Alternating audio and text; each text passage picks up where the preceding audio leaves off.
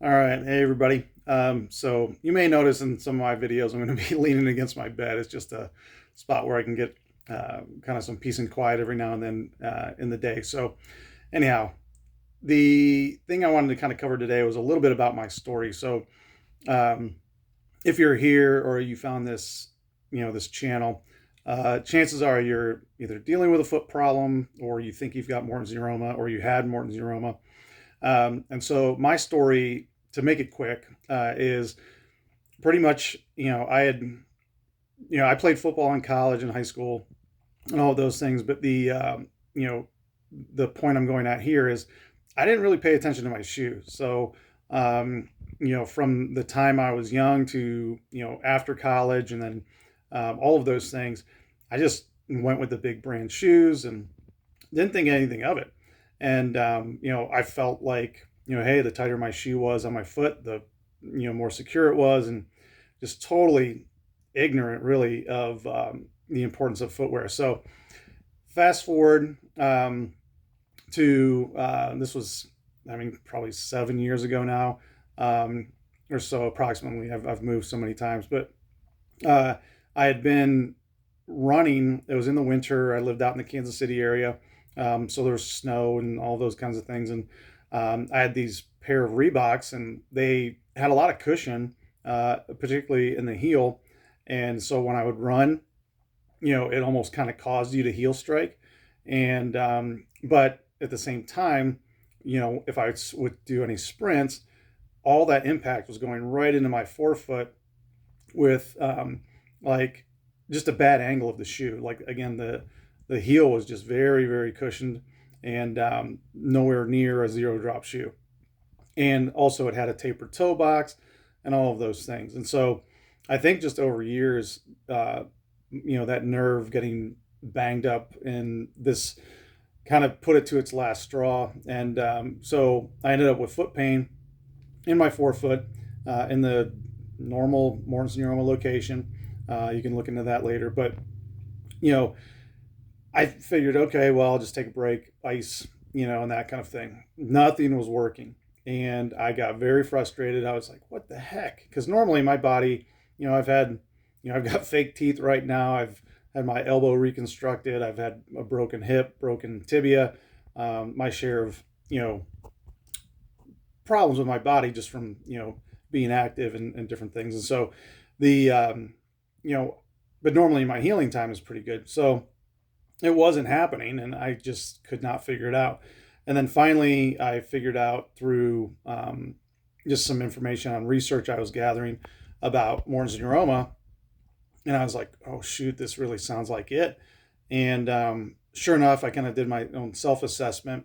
Now, let me put in the parentheses real quick. I did work in the medical field for a little bit, not very long, it was a year, 2 years in Arizona. And, I worked directly with podiatrists out there. So I really should have known better to some degree because I would be in the operating room when those guys were using my equipment. So anyhow, my problem was persisting. And one, if you do have it, you realize, it's depressing because you are like starting to suffer very quickly from quality of life almost immediately. And, I had two boys at the time and it was just, I couldn't play with them to the degree I normally would and couldn't figure it out. And then finally, I came across, information on Morton's neuroma directly. I was like, this, I think, is it. And so I got it diagnosed properly. And, they did the what's known as the click test or Mulder's sign. And, they could feel it right away and I could feel it. And he was the guy that I'd seen really knew what he was doing and I trusted him. So got that taken care of in terms of an actual diagnosis. And then from there, almost immediately, I stumbled upon a thread. I think it was related to like Morton's neuroma and runners or something like that. And this ultra runner in there mentioned how he had healed his in particular with dehydrated alcohol injections, or otherwise known as sclerosing. And so I looked into that, and you can look into that later also. But that's kind of what I got into. I was like, okay, so if I can do that, and then I can correct my footwear, because at the same time, all these things started happening at once, but at the same time, I bumped into Dr. Ray McClanahan's information. Amazing podiatrist. He's obviously I haven't met and talked with all of them, um, but the information he shares, and I would check out his YouTube information about the power of footwear. It's incredible. So I would definitely recommend looking into his information. He's got great content. But that said, I started to piece everything together. I was like, okay, I've got a ton of these big brand shoes. All of them have elevated heel cushion, tapered toe boxes, toe spring, etc. So at that point, I was like, I got to get rid of these, and I got to come up with a plan, because I'm going to beat this, and make sure I'm better for both me, my kids, and family and things. And I wanted to get back to working out. I mean, that's always been a big part of my life, and so um, not being able to stay really fit and things like that was a huge bummer.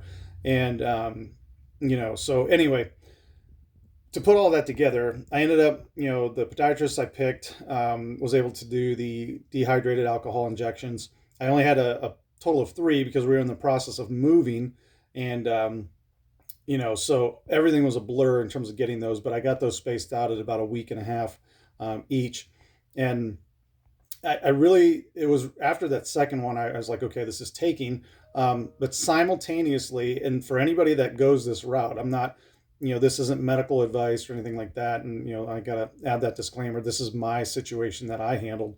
Um, but if anybody else does it, I would highly recommend making sure that you don't just assume the dehydrated alcohol injections are going to be the fix.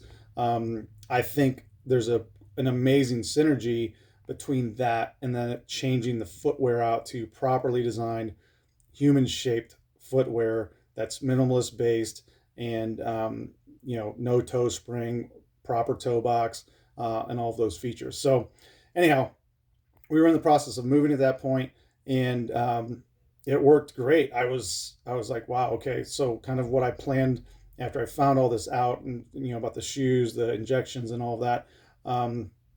And if you're looking into cortisone, I'd be very cautious. I'm just going to put that out there. That's a different content, and video for a different time. But the overall situation and synergy between the uh, alcohol injection, dehydrated alcohol injections, and addressing my footwear issue and problem, I started to feel great, and I've been healed ever since. This is, that happened in 2014. And yeah, so if you're struggling with it, there is hope. The method I took, it may work for you.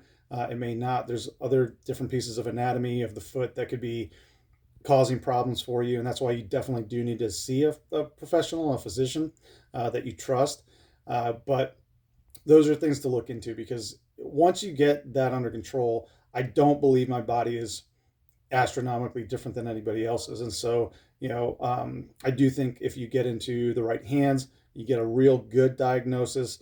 If you're feeling like, hey, this person doesn't seem to be really trying to help me, meaning, they're not taking time to look at you, they're pretty much forcing you into, um, steroid injections, and then those typically don't work long term. And so, then they'll say, hey, let's get into orthotics, and then your foot still hurts. You didn't ever address the footwear issue, and now they're saying, hey, let's go to neurectomy. That's a red flag right away. So, the podiatrists that you see, make sure they actually care about taking the time. For me personally, I definitely recommend looking into both the Mulder sign and imaging.